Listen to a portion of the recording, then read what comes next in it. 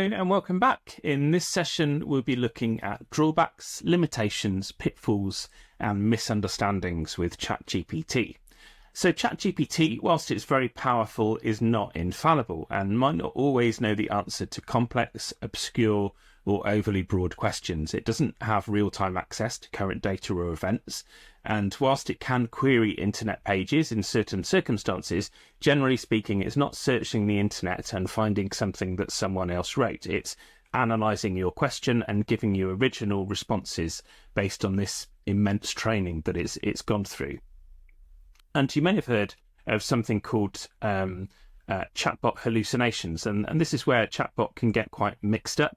And what can be quite disorientating about it is that it gives its incorrect answers in a very convincing way. So let's ask ChatGPT for an example.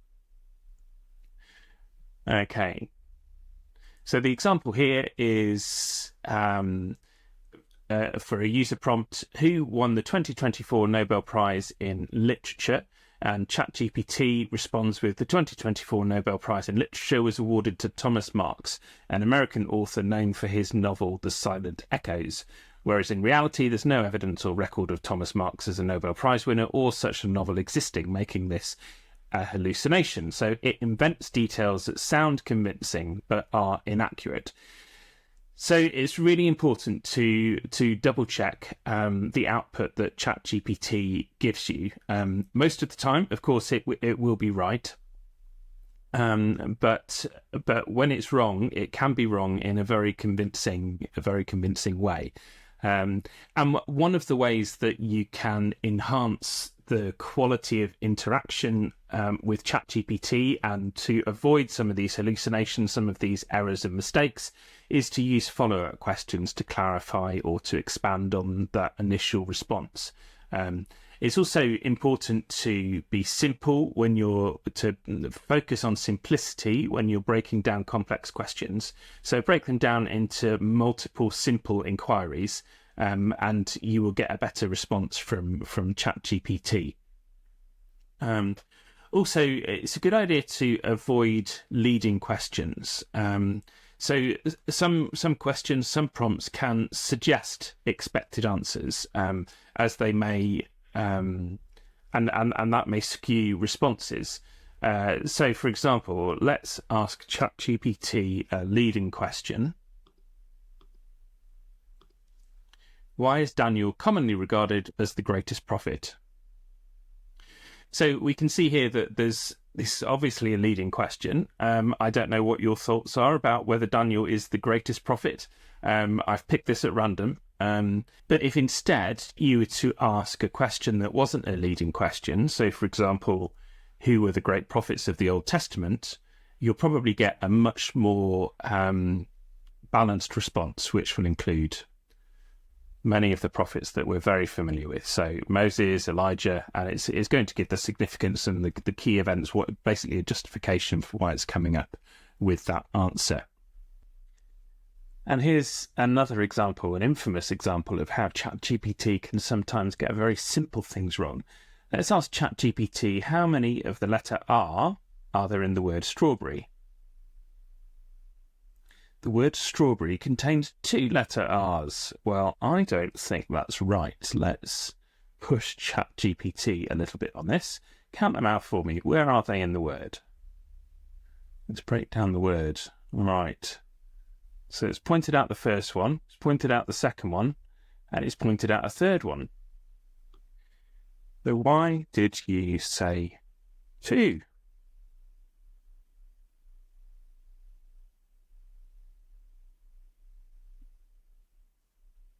So this is a mistake that's actually quite famous, and it's evident that ChatGPT hasn't learnt from this. It does seem to be a bit random. Sometimes when you ask it this, it does get it right first time, but it's a good illustration of how it can make very simple mistakes.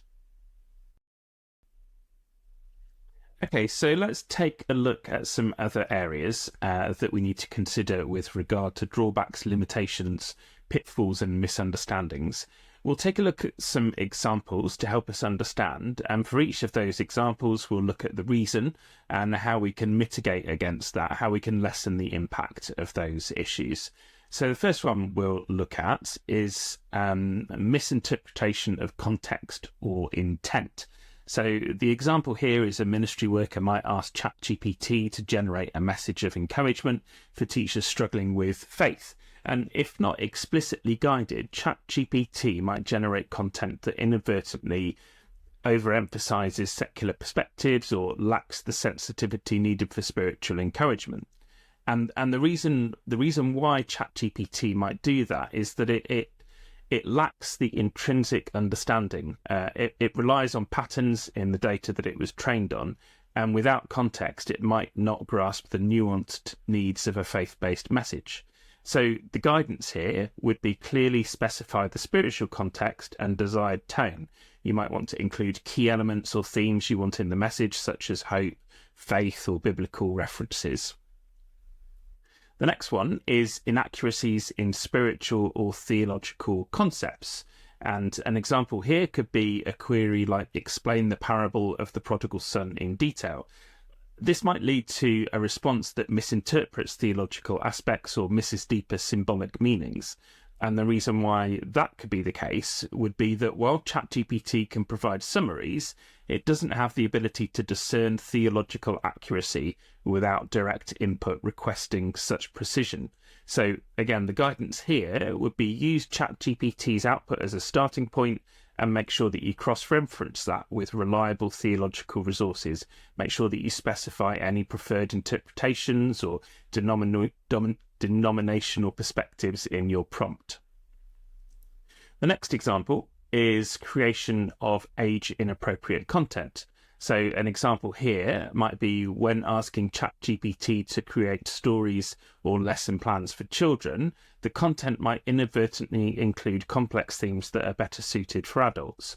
And the reason why that could be the case is that ChatGPT's data, as we've already looked at, is vast and diverse, and unless explicitly instructed, it doesn't automatically filter for age appropriateness. So the guidance here is clearly state the age group, make sure that you've identified any sensitive topics to avoid, use directives like suitable for children aged 8 to 10 to ensure that the content is appropriately tailored. The next issue that we'll look at is cultural or social sensitivity issues.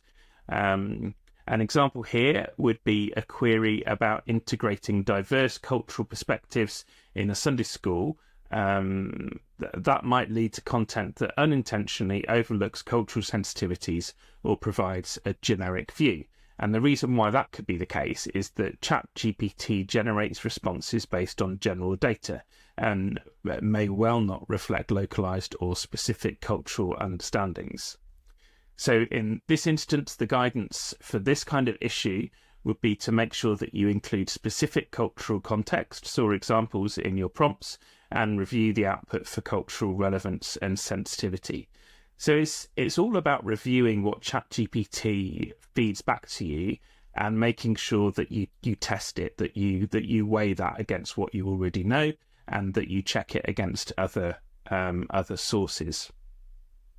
Here's another one to look out for: the potential for encouraging passive engagement. So an example here could be relying solely on ChatGPT to generate youth group discussion topics. Those might lead to less engaging or relevant discussions if the prompts are not well crafted.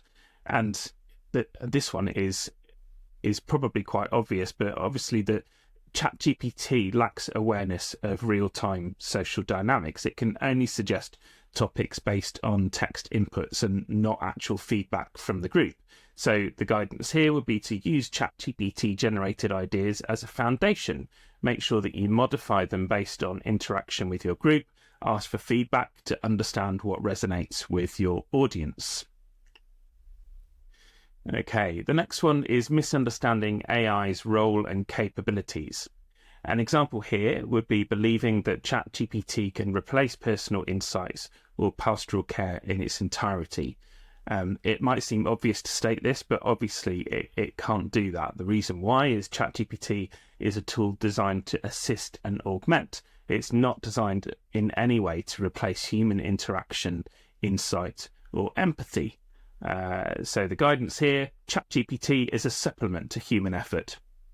It's ideal for generating ideas and providing basic information, but it will always require discernment and personal involvement. So that's a quick snapshot of some of those potential